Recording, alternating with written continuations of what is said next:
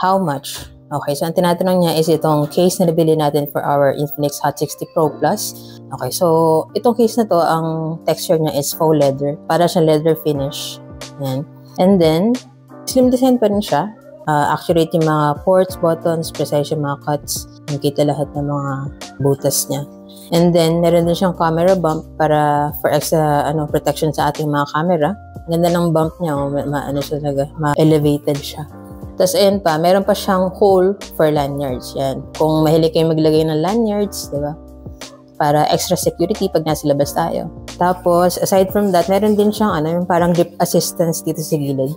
So, anti-slip siya and then anti-fingerprint din. Kaya niya nang nagpupunas-punas ng screen niya lagi. Maganda tong case na to.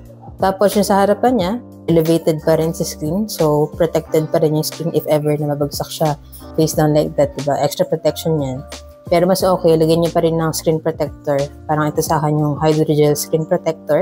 And naman siya, fit naman siya dun sa screen. Di naman siya inangat or anything. Kasi sakto naman din yung alignment ko pagka-install ko niyang hydrogel. Yung din, yung mismong case, sakto lang siya sa screen. Wala naman siya mga excess na parts na bumabangga din sa screen ng phone natin. Itong color na sa akin, gray, I think. And then, meron pa siya iba-ibang colors na available. Tapos, available din siya for other models like Hot 60 Pro and Hot 60i. So, kung gusto niyo rin ng ganitong case, check niyo lang sa Yellow Basket. Less than 100 pesos lang siya. Right now, I think nasa, less than 95, parang ganyan. Check niyo lang dyan sa Yellow Basket. Diyan ko nabili. So, yun lang. Sana nakatulong tong video. And if you have any other questions, let me know in the comments and follow me for more tech content.